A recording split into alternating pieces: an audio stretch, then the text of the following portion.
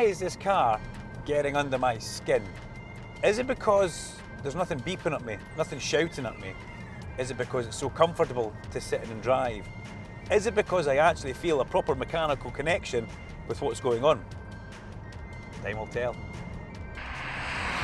This is the Skoda Octavia. It's built for people who seek value for money, something that's engaging to drive, and comfort at the same time.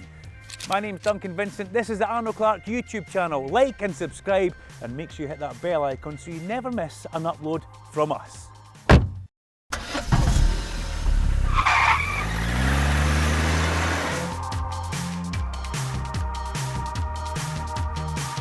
The front of the car, it's not striking, but it is pretty decent. You've got a nice aerodynamic grille, you've got a chrome stripe, and it's nice to look at.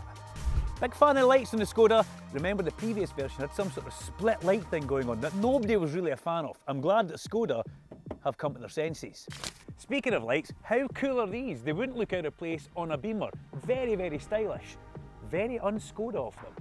When we get to the back, the Skoda really starts impressing me. Its name across the back there, big and bold, and that's exactly what the Skoda is. It's got a nice overhang, which is a new feature on the car, and there's no fake exhaust down there. But that's all fine and well. Let's get to the really cool bit. This is just bliss. This is what I'm talking about. I love this. 600 litres of boot space with the seats up. Put the seats down, you get 1,555 litres of boot space, and it's filled with absolutely everything that I like. It's got buttons to push the seats down, it's got small hooks, it's got big hooks. I don't even know what these are. You could tow a car on them. There's under storage down the bottom there, and it's even got a ski hatch for through loading.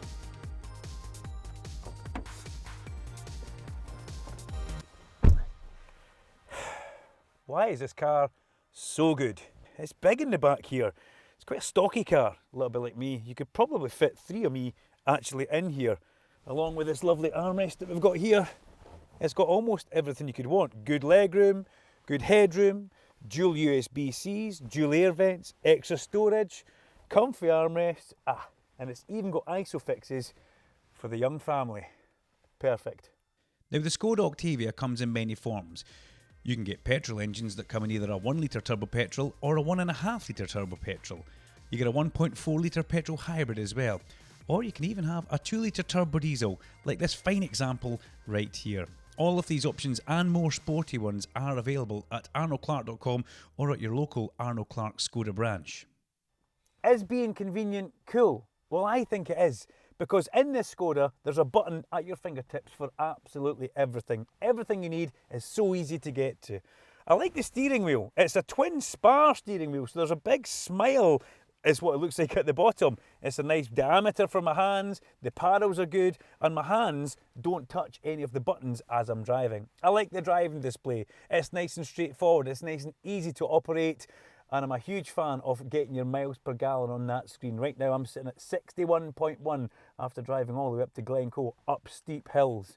There's good storage in here, drinks holders, comfortable armrest, decent glove box, and one of the really cool things that Skoda have got, they've got felt lined door bins, so nothing rattles about inside them. I've felt the felt. The Skoda comes with the usual Skoda tip bits, an umbrella in the door, an ice scraper in the petrol cap.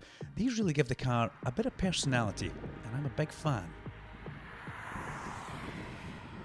This car can drive absolutely anywhere, and it adjusts to you. You want to drive it in town, you want to drive it out of town, it's nice and comfortable. And because it's a nice day, and it's a diesel, we thought we'd stretch its legs.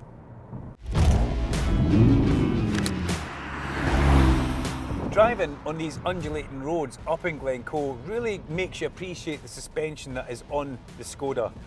17-inch alloy wheels in this as well, give you a nice plush ride. Anybody who's in this car with you, including the driver, you're going to love the ride you get. You can go up on the wheels, but you have to sacrifice a little bit of range and economy, because with those bigger wheels comes a little bit more friction and road noise. This is the ultimate road trip car. The Vincent family would all be happy. There's phone chargers in the back, there's comfy seats and air vents for them to play about with, everything the kids want. In the front, Mrs. Vincent will be happy. She likes a comfy seat, she likes a good bit of legroom and headroom, and she also loves the armrest that we'll have in the middle. Me, Well, it smiles for miles. Look at the range I'm getting. It just makes me beam from ear to ear. And being in the comfy seat, I'm loving it. Now, because it's a laid-back and mature car, it would be nice and easy to just let it coast along and take you along these lovely roads we're driving on, but that's not for me. If I want to pass somebody, I will. My background does come from racing, but I respect speed limits.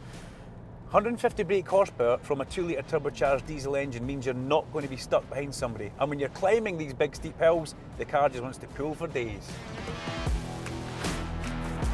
The handling for the Skoda does feel nice and plush and smooth. It feels super smooth. There's another word I could put in there, but it wouldn't make the video. But it also feels quite rugged and mechanical. It makes me feel like I've got a direct link from my bum to the pedals and the actual movements of the car. I like it. The steering wheel is nice. It's a great girth for me. It's a nice weight on it as well. And the paddles at the back give you a direct click. The minute you hit them, it triggers into action to change the gear. It's a nice car to drive, but also remember, it makes you feel like you're actually driving a car rather than being driven.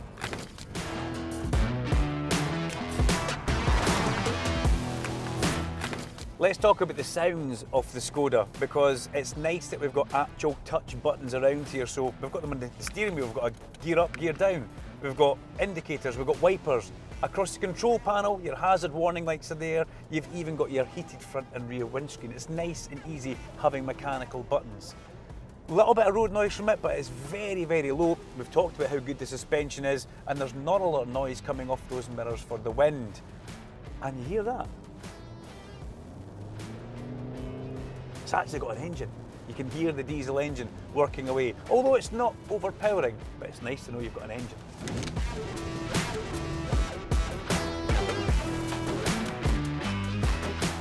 Visibility in the Skoda, decent door mirrors, good out the front. The only thing is I've got a slightly small back window to look out, but that's just the design aspect of the cars.